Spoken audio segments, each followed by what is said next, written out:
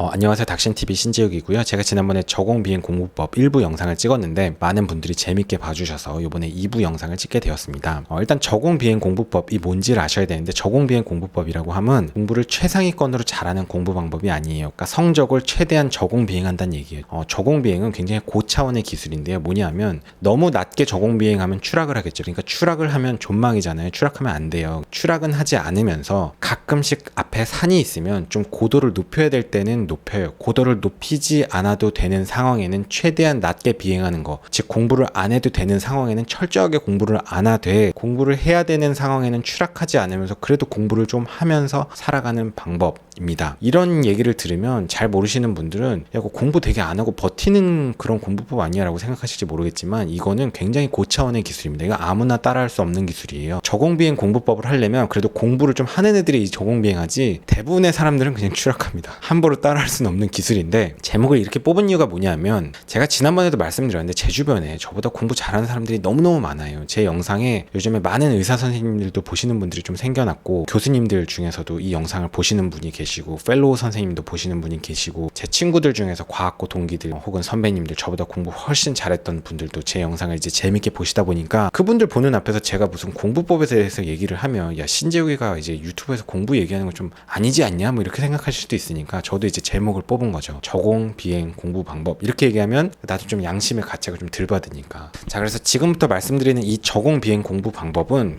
성적을 최상위권으로 유지하는, 최고로 공부를 잘하는 방법은 아닙니다. 그런 공부 방법 원하시면 공부 더 잘하는 사람들 강의 들으러 가시고, 공부를 최상위권은 아니지만 중하위권이면서 적당하게 유지하면서 효율적으로 성적을 내면서 살아가고 싶으신 분들은 지금부터 이 영상을 보시면 됩니다. 자, 시작할게요. 서론이 긴데. 자, 오늘의 주제 첫 번째입니다. 시험을 위한 공부와 학문을 위한 공부를 명확히 구분하자입니다. 무슨 얘기냐? 공부 못한 애들 특징을 예를 들어볼게요. 공부 못한 애들이 공부를 계속 안 하다가 겨우 책상에 앉았어요. 이제 1페이지부터 책을 딱 폈는데, 초반에 이제 공부를 하다가 겨우 이제 한 30분 공부했는데 번뜩 갑자기 평소에 하나도 없던 지적 호기심이 막 살아나기 시작하고, 공부 잘하는 애한테 책 들고 가서 물어보기도 하고 이러는데, 보통 이제 공부 잘하는 애들은 그런 애들이 갖고 오는 질문 무슨 내용인지도 모릅니다. 가르치는 사람한테 가서 물어봐도 뭐 이런 걸 질문하지? 약간 이런 생각이 드는 질문 갖고 오는 애들이 있어요. 산으로 가는 애들의 특징입니다. 이런 공부가 이제 학문을 하는 사람한테는 좀 필요할 수가 있어요. 뭐 PhD 같은 박사학위 따는 사람들, 이런 사람들은 제 친구가 했던 표현인데, 이제 무주공산에 가서 깃발을 꼽는다는 표현을 쓰는데, 그런 공부를 하는 상황에는 이런 학문적인 자세가 필요할 수는 있어요. 근데 대다수의 사람들, 시험 공부를 하는 사람한테는 이런 열정이 전혀 도움이 되지 않습니다. 잘 모르는 게 있고 좀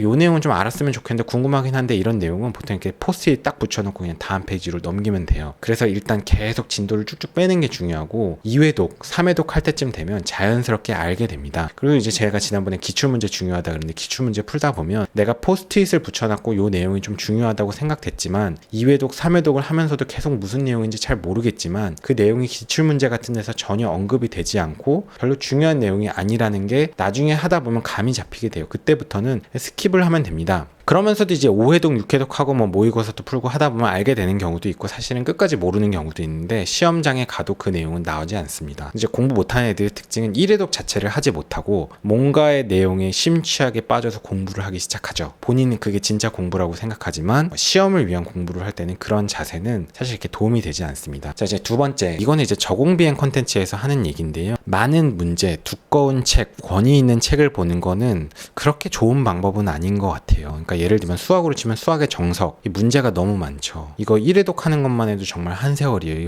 정석 다 푸는 것 같지만 제가 과학고 집단에 속해봐서 아는데, 과학고 집단 애들도 실력 정석 문제, 연습 문제 푸는 건 쉬운 일이 아니에요. 그거를 뭐 10번 풀고 뭐 이러면 좋기는 좋은데, 이제 학생들 입장에서 공부할 게 너무 많고 그 정석만 보고 10번 푸는 것도 쉬운 일은 아니고, 그 시간에 딴 공부도 해야 되잖아요. 그러니까 좀 효율적인 저공비행을 위해서 제가 말씀드리자면, 두꺼운 책을 하지 말고 되게 얇은 책을 보는 것도 좋아요. 예를 들어서 정석 같은 경우는 좀 문제 은행 같은 거거든요. 본고사, 수능 뭐 이런 것에서 새로 나오는 문제들을 다 업데이트해서 계속 추가하고 있는 문제집이거든요. 그러다 보니까 책이 계속 두꺼워지고, 그 책만 보면 마치 모든 문제가 다 그 안에서 나오는 것 같지만, 사실은 나왔던 문제를 계속 업데이트하고 있으니까 이 책만 보면 그대로 나온 것 같고 할 뿐인 거지, 그럼 이 책을 다 보면 되겠네? 물론 그것도 방법일 수는 있는데, 우리 이제 저공비행 하는 사람들이 할 자세가 아니죠. 사실은 공부를 잘하려면 과감하게 스킵하고 포기하는 기술이 필요해요. 그냥 뭐 EBS에서 나온 되게 얇은 책들 있잖아요. 그냥 뭐냐면 그런 거 한 권을 딱 정해놓고 남들이 뭘 보든지 말든지 나는 이 한 권만 정말 씹어 먹도록 많이 풀겠다. 그래서 이 책을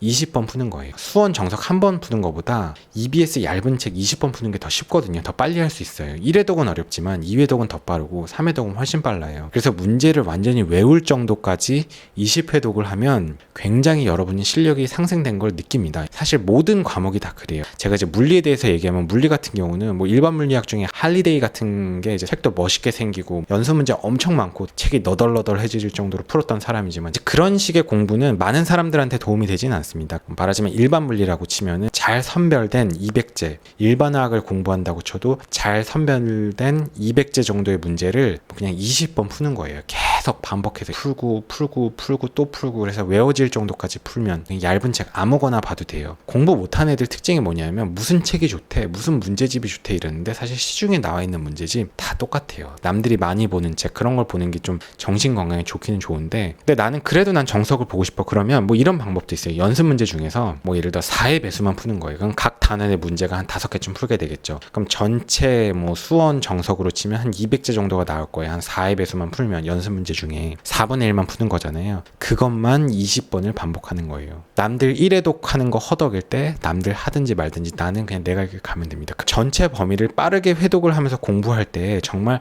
실력이 제대로 향상이 되고 모의고사 점수도 오르고 내가 뭔가 진짜 자신감도 생기고 이제 좀 다른 문제를 풀어도 내가 더 풀 수 있을 것 같은 그런 생각이 들기 시작하거든요. 예를 들어 정석 같은 문제를 처음부터 뭐 유제 이제 다 풀고 연습 문제 1번부터 끝까지 다 풀고 이러다 보면 1회독 자체가 힘들고 1회독이 끝날 때쯤에는 앞에 있는 내용이 아무것도 생각나지 않거든요. 여러분이 멍청해서 그런 게 아니에요. 공부 잘하는 애들도 다 그래요. 뭐 과학고 다니고 뭐 이런 애들 다 마찬가지예요. 하물며 그런 애들도 그런데 대다수의 사람들한테는 너무너무 힘든 일이잖아요. 조금 효율적으로 공부를 한다면 얇은 책을 갖고 공부하자. 공부를 할 땐 제가 지난번에도 얘기했는데 끝까지 포기하지 않는 게 중요하거든요. 그러니까 예를 들어서 1년을 준비하는 시험이라고 쳐볼게요. 모든 시험은 아주 막판에 성적이 많이 오르고 막판 공부가 되게 중요하거든요. 근데 공부를 못한 애들 특징은 뭐냐면 초반에 공부를 다 해놓고 막판에 이제 스스로 포기를 해요. 정말 막판 한 달, 두 달 직전에 많은 지식이 정말 절정으로 습득이 되는 경우들이 많아요. 그러니까 1년짜리 공부를 한다고 치면은 대부분의 초반 10개월은 마지막 한 달, 두 달을 정말 달리기 위한 그냥 준비 운동 같은 느낌? 마지막 한 달, 두 달에 본격적으로 정말 회독수를 높이기 위해 그냥 노트를 만드는 기간이라는 느낌? 그러니까 초반 10개월은 사실은 많이 공부를 하긴 했는데 아무것도 모르는 상태인 시기예요. 근데 이제 공부 못하는 애들은 그렇게 10개월을 공부하고 나서 시험은 2달 남았는데 큰일 났다. 내가 아무것도 모르네.